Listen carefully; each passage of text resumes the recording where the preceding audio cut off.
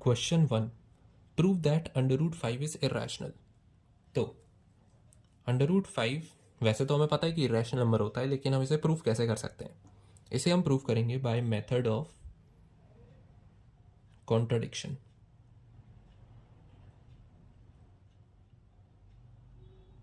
मतलब पहले हम अज्यूम कर लेंगे कि अंडर रूट 5 एक रैशनल नंबर है, फिर हम अपने अजम्पशन को ही रॉन्ग प्रूफ कर देंगे, तो वो बता देगा कि अंडर रूट 5 एक इरेशनल नंबर है।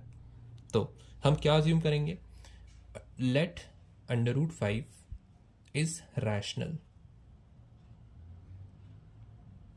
तो क्योंकि अंडर रूट 5 रैशनल है, तो हम इसे कैसे रिप्रेजेंट कर सकते हैं? Under root 5 would be p upon q, where q is not equals to 0 and p and q are coprime. Coprime का मतलब क्या होता है? ये जो फ्रैक्शन है, इसमें न्यूमरेटर और डिनोमिनेटर कोई भी कॉमन फैक्टर्स शेयर नहीं करते एक्सेप्ट वन। फॉर एग्जाम्पल, अगर हमें लिखा है 2/3, तो ये इसमें 2 और 3 को प्राइम है, क्योंकि 2 और 3 का कोई भी कॉमन फैक्टर नहीं है एक्सेप्ट वन। लेकिन अगर हमारे पास लिखा है 5/15, तो ये को प्राइम नहीं है, क्योंकि 5 की टेबल में 15 आता है। इसका मतलब इसे हम लिख सकते हैं 5/5 मल्टीप्लाइड बाय 3। इसमें 1 के अलावा 5 भी एक कॉमन फैक्टर आ रहा है। अगर उसे हम कैंसिल आउट कर दें तो ये आएगा 1/3, जो कि को प्राइम है। ये को प्राइम्स नहीं थे, ये दोनों को प्राइम्स हैं और ये दोनों भी को प्राइम्स हैं। तो अंडर रूट 5 को हमने ये माना। अब अंडर रूट 5 को अगर ये माना, तो इसे अगर थोड़ा सिंप्लीफाई करें, so Q under root 5 would be P.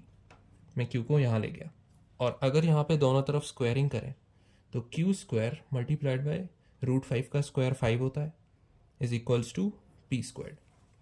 अब ये जो इक्वेशन है, ये कह रही है कि क्यू स्क्वायर तो एक इंटीजर होगा, पॉजिटिव इंटीजर, पी स्क्वायर भी एक पॉजिटिव इंटीजर होगा।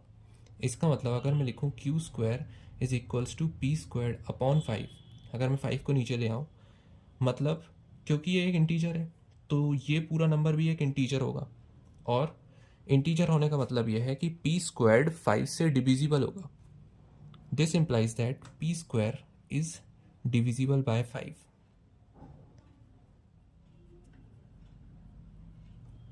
ठीक है, तो अगर पी स्क्वायर 5 से डिविजिबल है, तो P is also divisible by 5।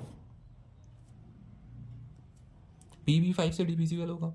इसका मतलब हम पी को लिख सकते हैं 5 टाइम्स सम कांस्टेंट के, क्योंकि 5, अगर हम देखें कि 15 इज डिविजिबल बाय 5, तो हम 15 को लिख सकते हैं ना 5 multiplied by 3, 5 times some constant. तो पी को भी हम 5 टाइम्स के लिख सकते हैं। हेंस अगर मैं p की जगह 5 के रखूं, तो q squared would be equal to 5k whole squared divided by 5। तो ये हो जाएगा 25k स्क्वायर्ड अपॉन 5, और 5 से 25 5 टाइम्स जाएगा, तो q squared would B 5 times k squared. अब k हमारा कांस्टेंट था, उसका स्क्वायर्ड, कांस्टेंट भी इंटीजर था, इंटीजर का स्क्वायर भी पॉजिटिव इंटीजर होगा। इसका मतलब अब अगर हम 5 को इधर नीचे लेकर जाएं, q square upon 5 is equals to k square. Then similarly हम कह सकते हैं कि q square is divisible by 5।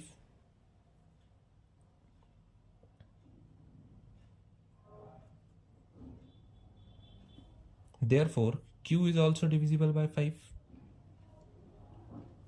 इसका मतलब क्यू को हम लिख सकते हैं 5 टाइम्स सम कांस्टेंट सी।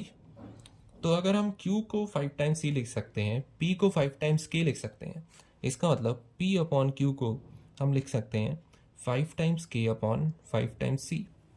लेकिन हमने अज्यूम क्या किया था कि अंडर रूट 5 एक रैशनल नंबर है, मतलब वो p अपॉन q के फॉर्म में लिखा जा सकता है, जहाँ पे q ज़ीरो नहीं है। तो q तो ज़ीरो नहीं है, लेकिन p और q को प्राइम होने चाहिए, मतलब इन दोनों का फैक्टर 1 के अलावा कुछ और नहीं होना चाहिए। लेकिन यहाँ पे तो इन दोनों का फैक्टर 1 के अलावा 5 भी आ गया, जो कि कैंसिल हो पा रहा है। तो जो हमने अज्यूम किया था और जो हमें रिजल्ट मिला है, वो दोनों कॉन्ट्राडिक्ट कर रहे हैं।